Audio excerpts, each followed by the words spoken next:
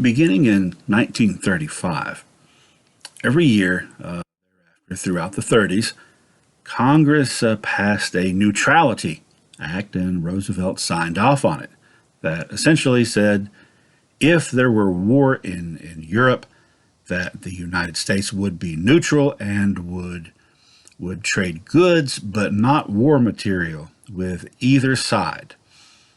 This was an issue because even before Hitler started annexing things and invading things, it was starting to look like, with the military building up in Germany the way it was, that he might have that in mind. And so the argument about interventionism versus isolationism was already starting. However, September 1939, the fighting started, and in 1940, that Neutrality Act was not renewed annually as it had been. Instead, Roosevelt announced to a joint session of Congress a new U.S. policy called cash and carry, which essentially said if there's a war and if the combatants want to buy war material from the U.S., we won't give them credit, but if you've got cash, you can buy it. And it was kind of implied, and it was really clear to everyone that one side was probably going to get that deal and the other one wouldn't, because Roosevelt clearly was supporting the Allies, not Germany. Also in 1940, the draft was reestablished. It had been ended after World War I was over, and now it's brought back, and young men once more are being conscripted into the military with sort of the expectation that there's at least a good chance that the U.S. might still be drawn into this European war. In the middle of all this, it was an election year, and Roosevelt did something unprecedented. He ran for a third consecutive term as president. No one had ever done that before. In fact, for the most part, except for Teddy Roosevelt, who was a special case, for the most part, because Washington served 2 terms and then went home, everyone else thereafter did the same thing, because, you're not better than George Washington, are you? And Teddy Roosevelt kind of concluded maybe he was, right? So he had finished, he had served 90% of McKinley's term and then got elected for his own term. And then initially said, if you'll remember, Teddy said that, okay, that's my 2 terms, I quit. But then he changed his mind and tried to come back again, unsuccessfully. However, Roosevelt is doing 3 in a row. And the American public supported that because he won. Now, his argument for doing that was we're in the middle of a Great Depression and on the verge of global war. This probably isn't the best time to change leadership. The Republican Party disagreed. They put forth Wendell Willkie to run against him, but the majority of the American citizens did agree because they reelected him by a pretty good margin, 55% of the popular vote to 45%, which is a trouncing, but not as big a trouncing as he had given out his 2 previous times.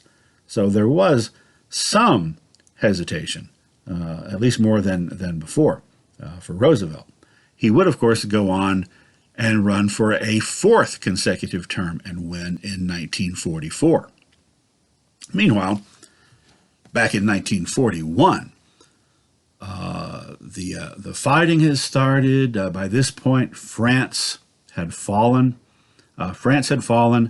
And Germany set up kind of a puppet government in France. It was, on paper, it was a French government. There were French people running it. They were called the Vichy, V-I-C-H-Y.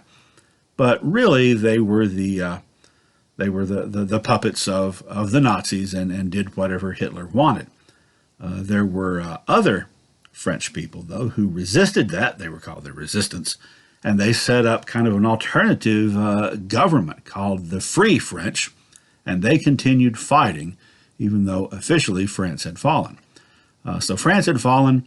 The Battle of Britain began, in which the German Air Force started bombing the crap out of Great Britain, London, and all the other major industrial cities.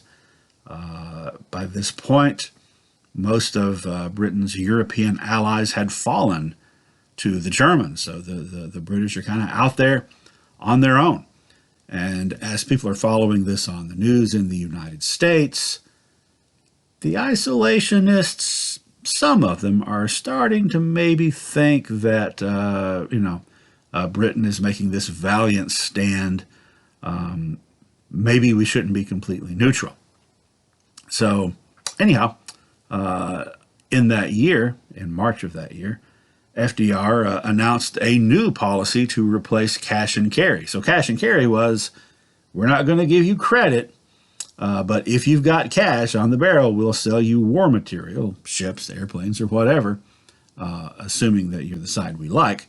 Now the new policy, Lend-Lease, was, well, okay, we will maybe, if you don't have cash, give you this stuff and maybe you can pay us back later, but you know what, maybe you can't pay us, so we'll just loan it to you for free.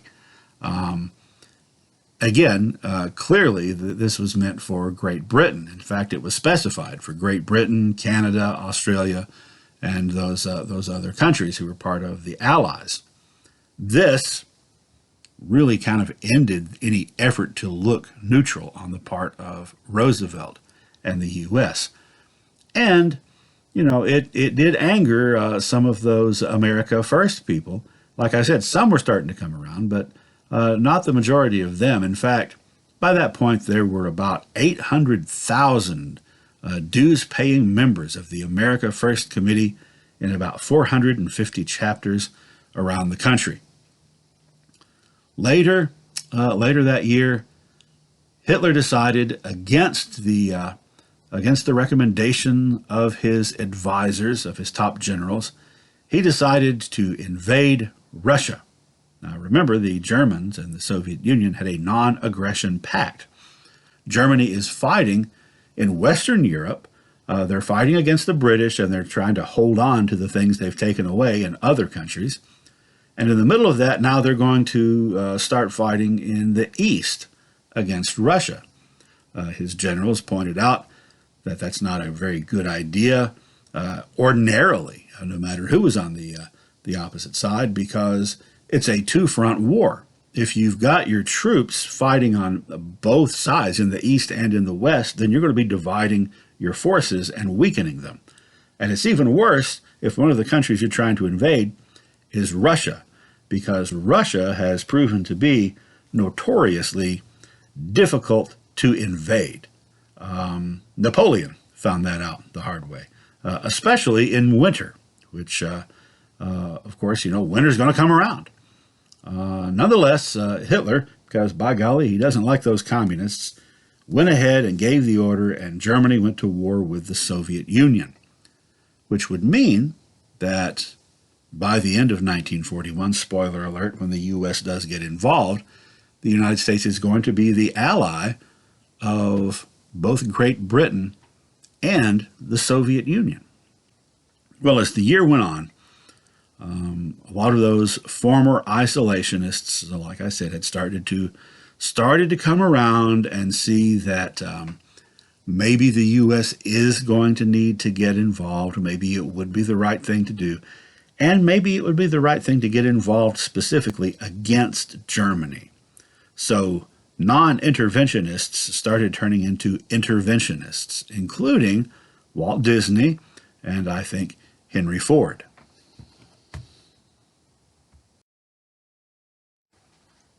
It was around this time that Alvin C. York finally got around to authorizing his life story to be told. Remember, people had been trying to get him to do that for about 20 years at this point, and he had held off.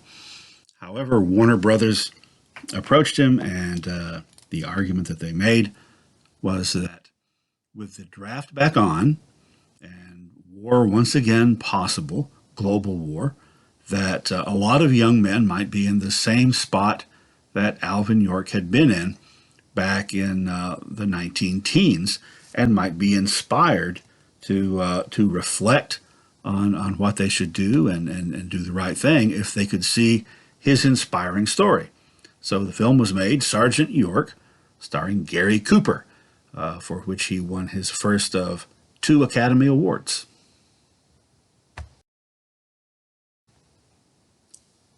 In September 1940, Japan captured French Indochina after some brief fighting with the French there. French Indochina is in Southeast Asia, made up of Vietnam, Cambodia, and Laos. The Japanese official explanation was that they were seizing this area so that supplies couldn't come to China, whom they were at war with, through the area. But in reality, this was part of their expansion. In retaliation for that, the United States in late 1940 halted oil shipments to Japan. Now, remember, because of the whole neutrality thing from the 1930s on, if there was a war, the U.S. would not deal in arms to either side until that cash and carry thing started. But they did deal in other things. So they had been selling oil to Japan. In fact, they were the primary source of oil, and that oil is what the Japanese war machine traveled on. So when the oil was cut off, that's going to make things pretty difficult. So the Japanese need a new source of oil. Turns out there's quite a bit in the islands known at that time as the Dutch East Indies. You can see there in the map we're talking about Sumatra, Java, Borneo, New Guinea, other areas. So the Japanese fleet in late 1941 headed toward the Dutch East Indies, and the Dutch, reinforced by the British, who were spread kind of thin because they were fighting against the Axis powers really all over the world. That's the disadvantage to having that empire on which the sun doesn't set. It's a lot of area to protect. And the showdown is about to happen there. The Allies are hoping that the United States is going to get involved, and it's becoming increasingly difficult for the U.S. not to, and increasingly more likely that they will. And that brings us up to December of 1941. So beginning next time, we will look at the U.S. entry into the war and start fighting our way through World War II. This could easily be an entire semester-long course, and in fact it is. Not taught by me, it's not my specialty. But we're going to go through it just on the basics to get a general idea of what's going on the ground.